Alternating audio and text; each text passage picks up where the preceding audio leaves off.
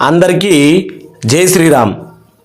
America పెద్ద మనిషి Donald Trump చేసినటువంటి కంపు ఇండియా మొత్తం పాకింది.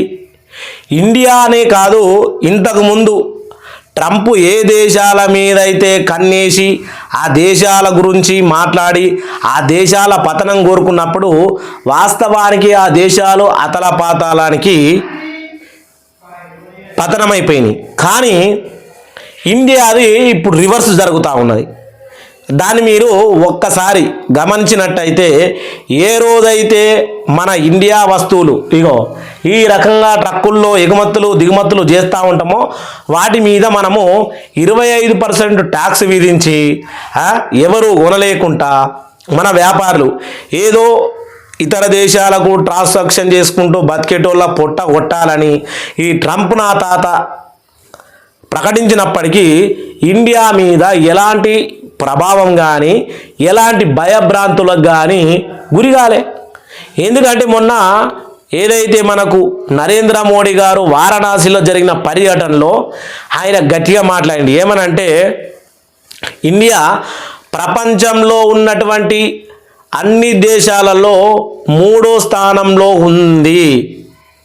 ఇండియా వనరులు కూడా చాలా పెద్ద భాగంలోనే ఉంది. ఇండియా సంపద కూడా చాలా బాగానే ఉంది.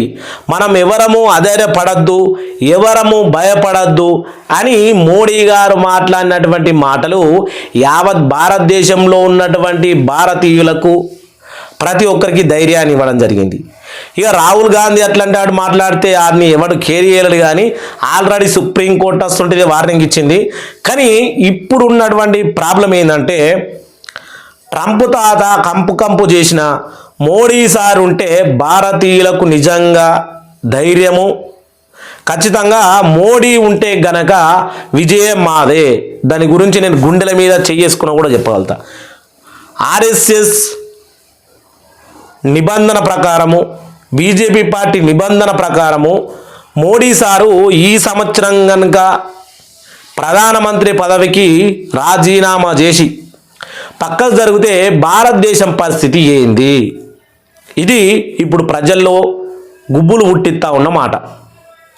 ఇటు పాకిస్తాను, అటు అమెరికా, ఇంకా ఇటు అది ఇటు ఇది.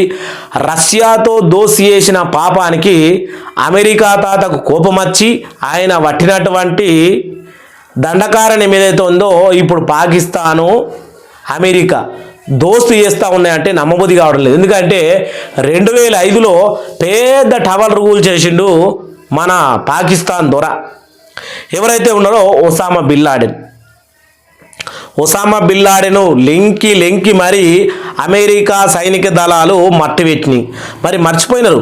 అప్పుడు 300 మందికి పైగా జనాభా అక్కడ పోయినారు. అది పాకిస్తాన్ చేయబట్టి. కానీ ఇప్పుడు పాకిస్తాన్ సంఖ్య కమ్మగాస్తుంది. పాకిస్తాన్ దగ్గరికి మనం పోయి క్రూడ్ ఆయిల్ కొనాలి. పాకిస్తాన్ని డెవలప్ చేసే దిశగా ఈ యొక్క ట్రంప్ తాత వెళ్తా ఉన్నాడట. జాగ్రత్త తాతో, వాళ్ళు కనుక దోస్తానం చేస్తే గోషీలో బాంబు వేసే రకం. ఇండియాతో పెట్టుకుంటే అలెగ్జాండర్ అసంటోలే గెలవలేదు. నీ తెల్ల వెంట్రుకలు మొత్తం నడిచినాయి, ఒక్క నల్ల వెంట్రుక కూడా లేదు, నీతోటి అయ్యేదేమీ లేదు అని మా భారతీయుల పిల్లలందరూ మాట్లాడుకున్నటువంటి ముచ్చట.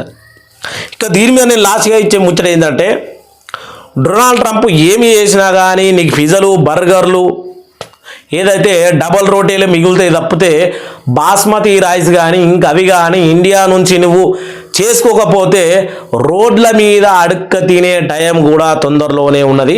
దాన్ని గుర్తుపెట్టుకోవాలని కోరుకుంటూ, భారతీయులందరూ ఎవరు కూడా అధైర్యపడవద్దు.